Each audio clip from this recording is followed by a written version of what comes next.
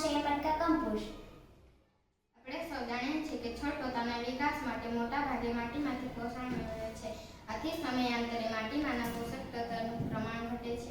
પરંતુ વધુ પાક ઉત્પન્ન કરવા ખેડૂતો વધુને વધુ રાસાયણિક ખાતર, જંતુનાશક દવાનો ઉપયોગ કરે છે.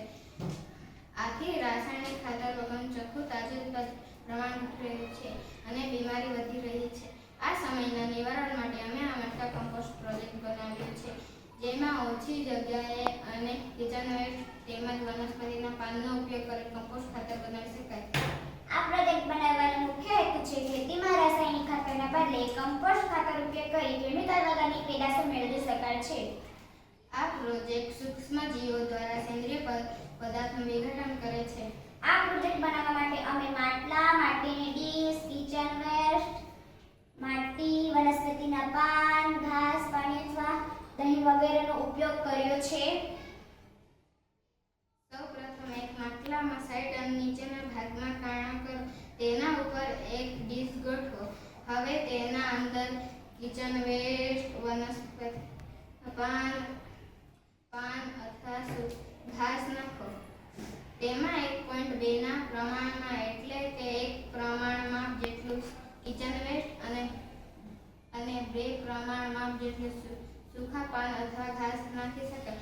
કારણ કે કિચન વેસ્ટમાં નાઇટ્રોજનનું પ્રમાણ હોય છે, આથી અને સૂકા પાન અથવા ઘાસમાં કાર્બન વધારે હોય છે, આથી તેમાં કાચો અથવા પકાવેલો વધેલો ખોરાક પણ નાખી શકાય.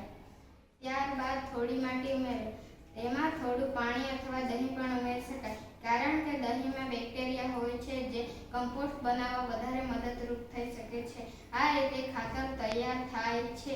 કમ્પોસ્ટિંગ એ નિયંત્રિત ઓક્સિજનની જરૂરી પ્રક્રિયા છે, જે કુદરતી વિઘટના દ્વારા પોષક તત્વ ભરપૂર જૈવિક રીતે માટીમાં સુધારો કરે છે. તેનું અંતિમ ઉત્પાદન ખાતર છે. સૂક્ષ્મજીવ ખાતર બનાવવાની પ્રક્રિયા દરમિયાન ખાતરના મિશ્રણમાંથી ખોરાક લે છે. તેઓ વૃદ્ધિ અને પ્રજનન માટે કાર્બન અને નાઇટ્રોજન ઉપયોગ કરે છે અને સામગ્રી બચાવવા માટે પાણી અને શ્વાસ લેવા માટે ઓક્સિજન ઉપયોગ કરે છે. ઉપયોગો: જમીનમાં રાસાયણિક ખાતર અને જંતુનાશક જરૂરિયાત ઘટાડે છે. જમીનમાંથી ચોખ્ખું અને તાજું ઉત્પાદન મેળવી શકાય છે. વધુ કચરા નથી, કારણ કે કિચન વેસ્ટ અને ગાર્ડન વેસ્ટથી બનાવવામાં આવે છે. જમીનમાંથી કાર્બનને અલગ કરે છે અને પ્રદૂષણને ઘટાડે છે. જમીનની રચના અને આરોગ્ય સુધારે છે. જમીનમાં ભેજ અને પોષક તત્વોનું પ્રમાણ જાળવી રાખવામાં મદદ કરે છે. આપે અમારી રજૂઆત ધ્યાનપૂર્વક સાંભળી તે માટે આપનો ખૂબ ખૂબ આભાર.